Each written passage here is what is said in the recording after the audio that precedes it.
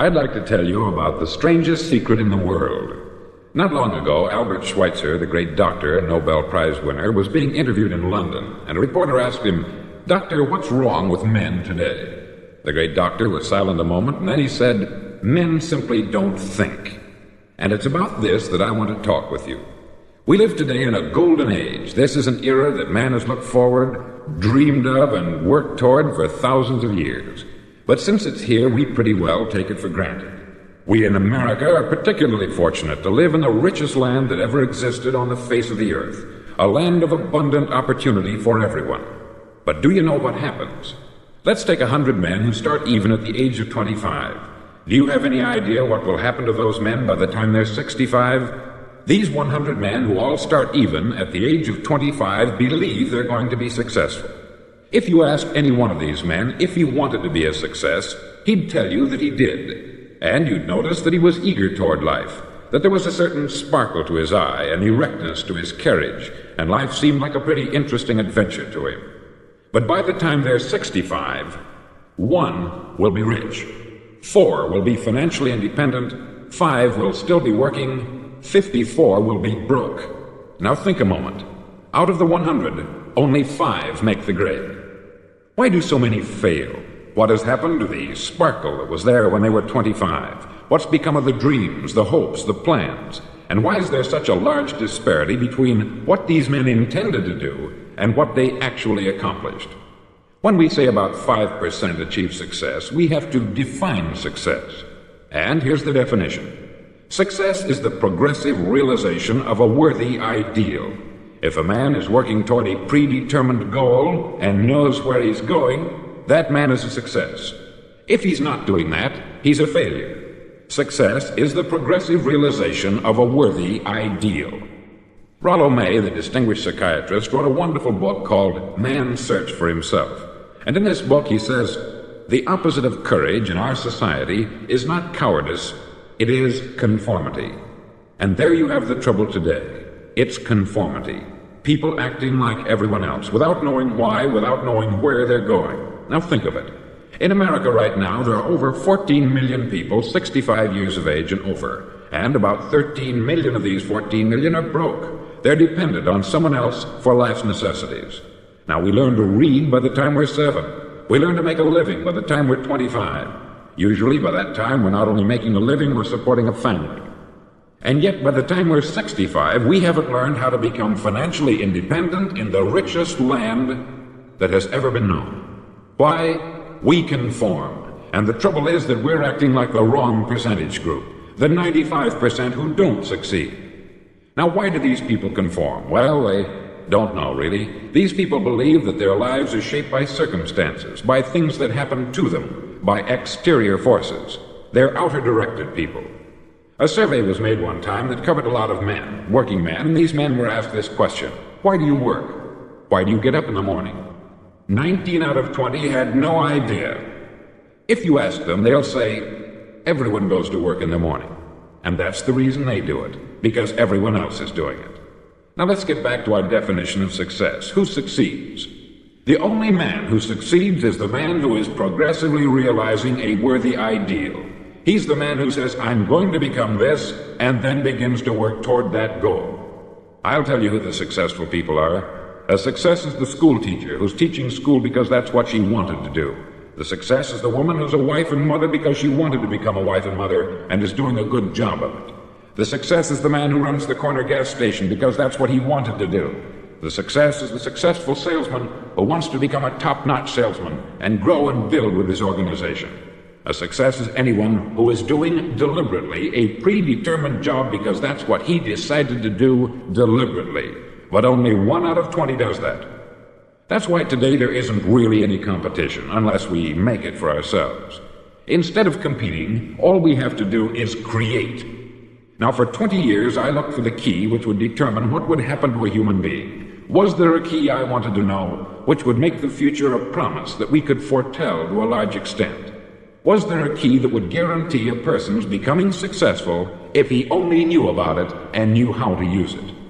Well, there is such a key, and I've found it. Have you ever wondered why so many men work so hard and honestly without ever achieving anything in particular, and others don't seem to work hard and yet seem to get everything? They have the magic touch. You've heard them say that about someone. Everything he touches turns to gold. And have you ever noticed that a man who becomes successful tends to continue to become successful? And on the other hand, have you noticed how a man who is a failure tends to continue to fail? It's because of goals. Some of us have them, some don't. People with goals succeed because they know where they're going. Now think of a ship leaving a harbor, and think of it with the complete voyage mapped out and planned. The captain and crew know exactly where it's going and how long it will take. It has a definite goal. 9,999 times out of 10,000 it will get to where it started out to get. Now let's take another ship, just like the first, only let's not put a crew on it, or a captain at the helm. Let's give it no aiming point, no goal, no destination. We just start the engines and let it go. I think you'll agree with me that if it gets out of the harbor at all, it will either sink or wind up on some deserted beach a derelict. It can't go any place because it has no destination and no guidance. It's the same with a human being. Take the salesman, for example. There is no other person in the world today with the future of a good salesman. Selling is the world's highest paid profession, if we're good at it and if we know where we're going. Every company needs top-notch salesmen, and they reward those men. The sky is the limit for them. But how many can you find? Someone once said, the human race is fixed, not to prevent the strong from winning, but to prevent the weak from losing. The American economy today can be likened to a convoy in time of war. The entire economy is slowed down to protect its weakest link, just as the convoy had to go at the speed that would permit its slowest vessel to remain in formation. That's why it's so easy to make a living today. It takes no particular brains or talent to make a living and support a family today. So we have a plateau of so-called security, if that's what a person's looking for. But we do have to decide how high above this plateau we want to aim for. Now let's get back to the strangest secret in the world, the story that I wanted to tell you today. Why do men with goals succeed in life and men without them fail? Well, let me tell you something which, if you really understand it, will alter your life immediately.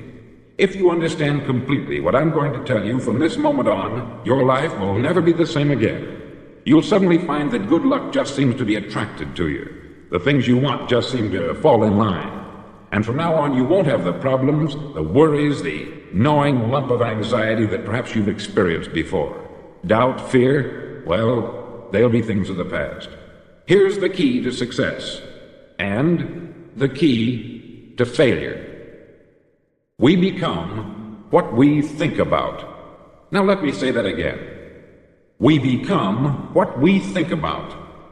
Throughout all history, the great wise men and teachers, philosophers and prophets have disagreed with one another on many different things. It is only on this one point that they are in complete and unanimous agreement. Listen to what Marcus Aurelius, the great Roman emperor, said. He said, "A man's life is what his thoughts make of it." Disraeli said this, "Everything comes if a man will only wait. I have brought myself by long meditation to the conviction that a human being with a settled purpose must accomplish it, and that nothing can resist a will that will stake even existence for its fulfillment."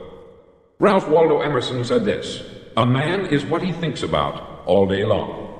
William James said, "The greatest discovery of my generation is that human beings can alter their lives by altering their attitudes of mind." And he also said, "We need only in cold blood act as if the thing in question were real, and it will become infallibly real by growing into such a connection with our life that it will become real. It will become so knit with habit and emotion that our interest in it will be those which characterize belief." He also said this, "If you only care enough for a result, you will almost certainly attain it. If you wish to be rich, you will be rich. If you wish to be learned, you will be learned. If you wish to be good, you will be good. Only you must then really wish these things, and wish them exclusively, and not wish at the same time 100 other incompatible things just as strongly." In the Bible you read, in Mark 9:23, "If thou canst believe, all things are possible to him that believeth." Dr. Norman Vincent Peale said this, "This is one of the greatest laws in the universe. Fervently do I wish I had discovered it as a very young man. It dawned upon me much later in life, and I've found it to be one of the greatest, if not my greatest discovery, outside of my relationship to God. And the great law, briefly and simply stated, is that if you think in negative terms, you'll get negative results. If you think in positive terms, you will achieve positive results. That is the simple fact which is at the basis of an astonishing law of prosperity and success. In 3 words, believe and succeed. William Shakespeare put it this way: our doubts are traitors and make us lose the good we oft might win by fearing to attempt.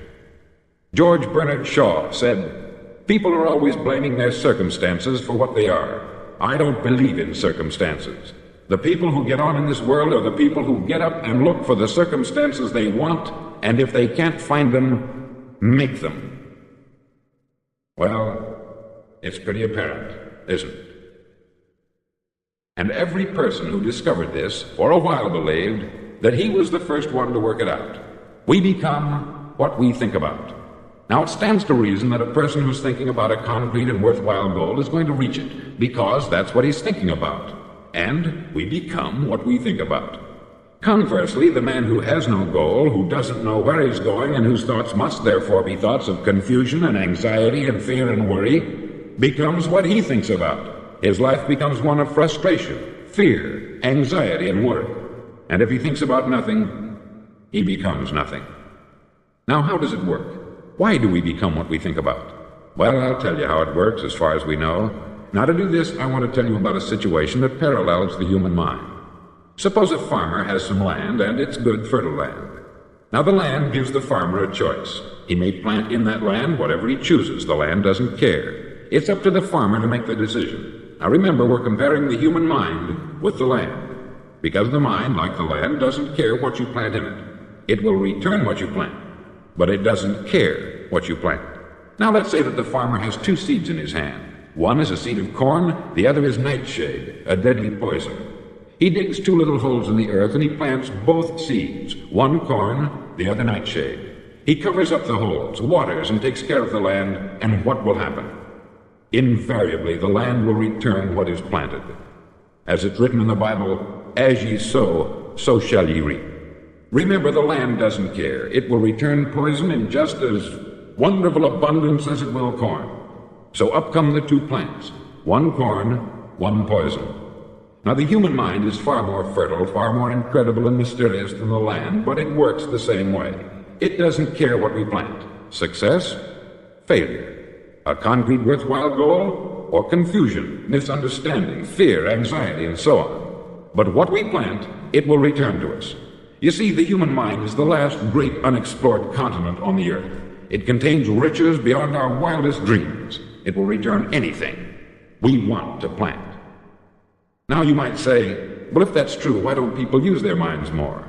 Well, I think they've figured out an answer to that, too. Our mind comes as standard equipment at birth. It's free, and things that are given to us for nothing, we place little value on. Things that we pay money for, we value. The paradox is that exactly the reverse is true. Everything that's really worthwhile in life came to us free. Our mind, our soul, our body, our hopes, our dreams, our ambitions, our intelligence, our love of family and children and friends. All these priceless possessions are free, but the things that cost us money are actually very cheap and can be replaced at any time. A good man can be completely wiped out and make another fortune. He can do that several times. Even if our home burns down, we can rebuild it, but the things we got for nothing, we can never replace. The human mind isn't used merely because we take it for granted. Familiarity breeds contempt. It can do any kind of job we assign to it, but generally speaking, we use it for little jobs instead of big important ones. Universities have proved that most of us are operating on about 10% of our abilities. Decide now, what is it you want? Plant your goal in your mind. It's the most important decision you'll ever make in your entire life. Do you want to be an outstanding salesman, a better worker at your particular job? Do you want to go places in your company, in your community? All you've got to do is plant that seed in your mind. Care for it. Work steadily toward your goal, and it will become a reality. It not only will, there's no way that it cannot. You see, that is a law, like the laws of Sir Isaac Newton, the laws of gravity. If you get on top of a building and jump off, you'll always go down. You'll never go up. And it's the same with all the other laws of nature. They always work, they're inflexible. Think about your goal in a relaxed, positive way. Picture yourself in your mind's eye as having already achieved this goal. See yourself doing the things you will be doing when you've reached your goal. Ours has been called the phenobarbital age, the age of ulcers and nervous breakdowns. At a time when medical research has raised us to a new plateau of good health and longevity, far too many of us worry ourselves into an early grave trying to cope with things in our own little personal ways, without learning a few great laws that will take care of everything for us. These things we bring on ourselves through our habitual way of thinking. Every one of us is the sum total of his own thoughts. He is where he is because that is exactly where he really wants to be, whether he'll admit that or not. Each of us must live off the fruit of his thoughts in the future, because what you think today and tomorrow, next month and next year, will mold your life and determine your future. You're guided by your mind. I remember one time I was driving through Arizona and I saw one of those giant earth-moving machines roaring along the road at about 35 miles an hour with what looked like 20 tons of dirt in it, a tremendous, incredible machine, and there was a little man perched way up on top with the wheel in his hands guiding it. And as I drove along, I was struck by the similarity of that machine to the human mind. Just suppose you're sitting at the controls of such a vast source of energy. Are you going to sit back and fold your arms and let it run itself into a ditch? Or are you going to keep both hands firmly on the wheel and control and direct this power to a specific, worthwhile purpose? It's up to you. You're in the driver's seat. You see, the very law that gives us success is a two-edged sword. We must control our thinking. The same rule that can lead a man to a life of success, wealth, happiness, and all the things he's ever dreamed of for himself and his family, that very same law can lead him into the gutter. It's all in how he uses it, for good or for bad. This is the strangest secret in the world. Now, why do I say it's strange, and why do I call it a secret? Actually, it isn't a secret at all. It was first promulgated by some of the earliest wise men, and it appears again and again throughout the Bible. But very few people have learned it, understand it. That's why it's strange, and why, for some equally strange reason, it virtually remains a secret. I believe that you could go out and walk down the main street of your town and ask one man after another what the secret of success is, and you probably wouldn't run into one man in a month who could tell you. Now, this information is enormously valuable to us, if we really understand it and apply it. It's valuable to us not only for our own lives, but the lives of those around us, our family, employees, associates, and friends. Life should be an exciting adventure. It should never be a bore. A man should live fully, be alive. He should be glad to get out of bed in the morning. He should be doing a job he likes to do because he does it well. One time I heard Grove Patterson make a speech, the editor-in-chief of the Toledo Daily Blade, and as he concluded his speech, he said something that I've never forgotten. He said something like this: "My years in the newspaper business have convinced me of several things. Among them, that people are basically good, and that we came from someplace, and we're going someplace. So we should make our time here an exciting adventure. The architect of the universe didn't build a stairway leading nowhere. And the greatest teacher of all, the carpenter from the plains of Galilee, gave us the secret time and time again. As ye believe, so shall it be done unto you." I've explained the strangest secret in the world and how it works. Now I want to explain how you can prove to yourself the enormous returns possible in your own life by putting this secret to a practical test. I want you to make a test that will last 30 days. Now, it isn't going to be easy. If you'll give it a good try, it will completely change your life for the better. Back in the 17th century, Sir Isaac Newton, the English mathematician and natural philosopher, gave us some natural laws of physics which apply as much to human beings as they do to the movement of bodies in the universe. Now, one of these laws is that for every action, there is an equal and opposite reaction. Simply stated, as it applies to you and me, it means we can achieve nothing without paying the price. The results of your 30-day experiment will be in direct proportion to the effort you put forth.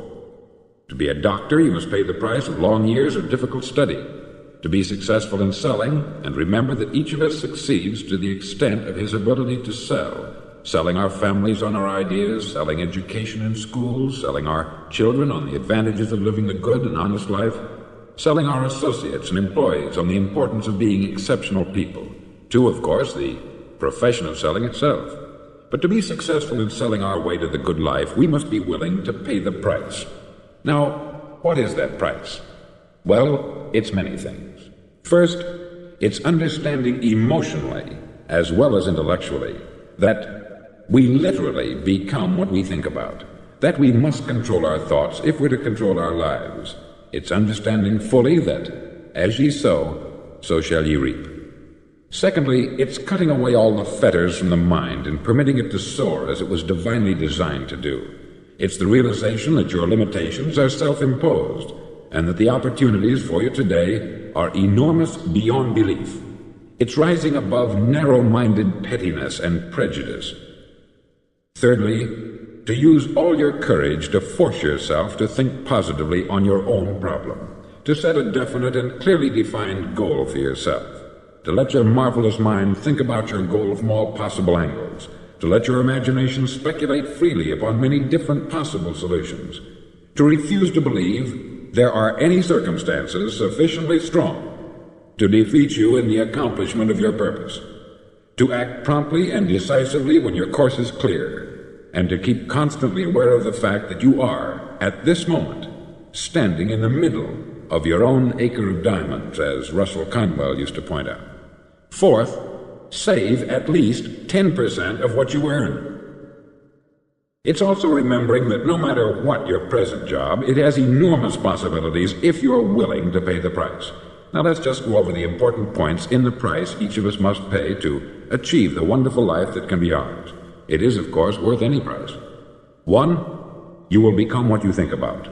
2, remember the word imagination. Let your mind soar. 3, courage. Concentrate on your goal every day. 4, save 10% of what you earn. And action. Ideas are worthless unless we act on them. Now I'll try to outline the 30-day test I want you to make. Now keep in mind that you have nothing to lose by making this test, and everything you could possibly want to gain. There are 2 things that may be said of everyone. Each of us wants something, and each of us is afraid of something. I want you to write on a card what it is you want more than anything else. It may be more money. Perhaps you'd like to double your income or make a specific amount of money. It may be a beautiful home. It may be success at your job. It may be a particular position in life. It could be a more harmonious family. Each of us wants something. Write down on your card specifically what it is that you want. Make sure it's a single goal and clearly defined. You needn't show it to anyone, but carry it with you so that you can look at it several times a day. Think about it in a cheerful, relaxed, positive way each morning when you get up, and immediately you have something to work for, something to get out of bed for, something to live for. Look at it every chance you get during the day and just before going to bed at night. As you look at it, remember that you must become what you think about, and since you're thinking about your goal, you realize that soon it will be yours. In fact, it's yours really the moment you write it down and begin to think about it.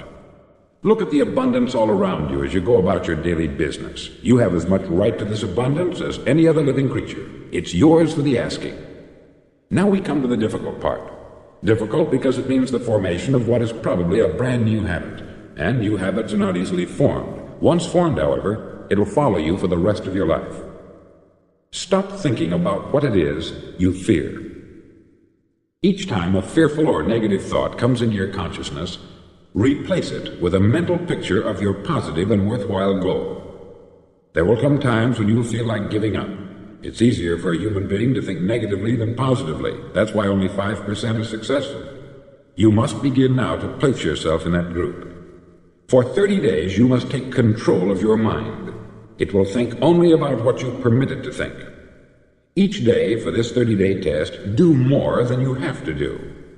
In addition to maintaining a cheerful, positive outlook, give of yourself more than you've ever done before. Do this knowing that your returns in life must be in direct proportion to what you give. The moment you decide on a goal to work toward, you're immediately a successful person. You're then in that rare and successful category of people who know where they're going. Out of every 100 people, you belong to the top 5. Don't concern yourself too much with how you're going to achieve your goal. Leave that completely to a power greater than yourself. All you have to do is know where you're going. The answers will come to you of their own accord. Remember these words from the Sermon on the Mount, and remember them well. Keep them constantly before you this month of your test. Ask, and it shall be given you. Seek, and ye shall find. Knock, and it shall be opened unto you. For every one that asketh receiveth, and he that seeketh findeth, and to him that knocketh it shall be opened. It's as marvelous and as simple as that. In fact, it's so simple that in our seemingly complicated world it's difficult for an adult to understand that all he needs is a purpose and faith. For 30 days, do your best. If you're a salesman, go at it as you've never done before, not in hectic fashion, but with the calm, cheerful assurance that time well spent will give you the abundance in return you deserve and want. No matter what your job, do it as you've never done it before for 30 days. And if you've kept your goal before you every day, you'll wonder and marvel at this new life you've found. Dorothea Brand, outstanding editor and writer, discovered it for herself and tells about it in her fine book, Wake Up and Live. Her entire philosophy is reduced to the words, act as though it were impossible to fail. She made her own test with sincerity and faith, and her entire life was changed to one of overwhelming success. Now you make your test for 30 full days. Don't start your test until you've made up your mind to stick with it. You see, by being persistent, you're demonstrating faith. Persistence is simply another word for faith. If you didn't have faith, you would never persist. If you should fail during your first 30 days, by that I mean suddenly find yourself overwhelmed by negative thoughts, you've got to start over again from that point and go 30 more days. Gradually your new habit will form until you find yourself one of that wonderful minority to whom virtually nothing is impossible. Don't forget the card. It's vitally important as you begin this new way of living. On one side of the card, write your goal, whatever it may be. On the other side, write the words we've quoted from the Sermon on the Mount. Ask, and it shall be given you. Seek, and ye shall find. Knock, and it shall be opened unto you. Nothing great was ever accomplished without inspiration. See that during these crucial first 30 days, your own inspiration is kept at a peak. Above all, don't worry. Worry brings fear, and fear is crippling. The only thing that can cause you to worry during your test is trying to do it all yourself. Know that all you have to do is hold your goal before you. Everything else will take care of itself. Remember also to keep calm and cheerful. Don't let petty things annoy you, get you off course. Now, since making this test is difficult, some may say, well, why should I bother? Well, look at the alternative. No one wants to be a failure. No one really wants to be a mediocre individual. No one wants a life constantly filled with worry, fear, and frustration. Therefore, remember that you must reap that which you sow. If you sow negative thoughts, your life will be filled with negative things. If you sow positive thoughts, your life will be cheerful, successful, and positive. Now, gradually, you'll have a tendency to forget what you've heard on this record. Play it often. Keep reminding yourself of what you must do to form this new habit. Gather your whole family about and listen to what's been said here at regular intervals. You know, most men will tell you that they want to make money without understanding the law. The only people who make money work in the mint. The rest of us must earn money. This is what causes those who keep looking for something for nothing or a free ride to fail in life. The only way to earn money is by providing people with services or products which are needed and useful. We exchange our product or service for the other man's money. Therefore, the law is that our financial return will be in direct proportion to our service. Success is not the result of making money. Making money is the result of success. And success is in direct proportion to our service. Most people have this law backwards. They believe that you're successful if you earn a lot of money. The truth is that you can only earn money after you're successful. It's like the story of the man who sat in front of the stove and said to it, "Give me heat, and then I'll add the wood." How many men and women do you know, or do you suppose there are today, who take the same attitude toward life? There are millions. We've got to put the fuel in before we can expect heat. Likewise, we've got to be of service first before we can expect money. Don't concern yourself with the money. Be of service. Build, work, dream, create.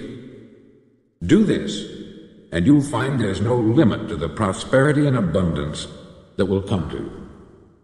Prosperity is founded upon a law of mutual exchange. Any person who contributes to prosperity must prosper in turn himself. Sometimes the return will not come from those you serve, but it must come to you from someplace, for that is the law. For every action, there is an equal and opposite reaction. As you go daily through your 30-day test period, remember that your success will always be measured by the quality and quantity of service you render, and money is a yardstick for measuring this service. No man can get rich himself unless he enriches others. There are no exceptions to a law. You can drive down any street in America and from your car estimate the service that's being rendered by the people living on that street. Had you ever thought of this yardstick before? It's interesting. Some, like ministers and priests and other devoted people, measure their returns in the realm of the spiritual, but again, their returns are equal to their service. Once this law is fully understood, any thinking person can tell his own fortune. If he wants more, he must be of more service to those from whom he receives his return. If he wants less, he has only to reduce this service. This is the price you must pay for what you want. If you believe you can enrich yourself by deluding others, you can only end by deluding yourself. It may take some time, but just as surely as you breathe, you'll get back what you put out. Don't ever make the mistake of thinking you can avert this. It's impossible. The prisons and the streets where the lonely walk are filled with people who tried to make new laws just for themselves. We may avoid the laws of man, but there are greater laws that cannot be broken. An outstanding medical doctor recently pointed out 6 steps that will help you realize success. 1. Set yourself a definite goal. 2. Quit running yourself down. 3. Stop thinking of all the reasons why you cannot be successful, and instead think of all the reasons why you can. 4. Trace your attitudes back through your childhood and try to discover where you first got the idea you couldn't be a success, if that's the way you've been thinking. 5. Change the image you have of yourself by writing out a description of the person you would like to be. And 6. Act the part of the successful person you have decided to become. The doctor who wrote those words is a noted West Coast psychiatrist, David Harold Fink, M.D. Do what all experts since the dawn of recorded history have told you you must do. Pay the price by becoming the person you want to become. It's not nearly as difficult as living unsuccessfully. Make your 30-day test. Then repeat it. Then repeat it again. Each time it will become more a part of you until you'll wonder how you could ever have lived any other way. Live this new way, and the floodgates of abundance will open and pour over you more riches than you may have dreamed existed. Money? Yes, lots of it. But what's more important you'll have peace. You'll be in that wonderful minority who lead calm, cheerful, successful lives. Start today. You have nothing to lose, but you have a life to win.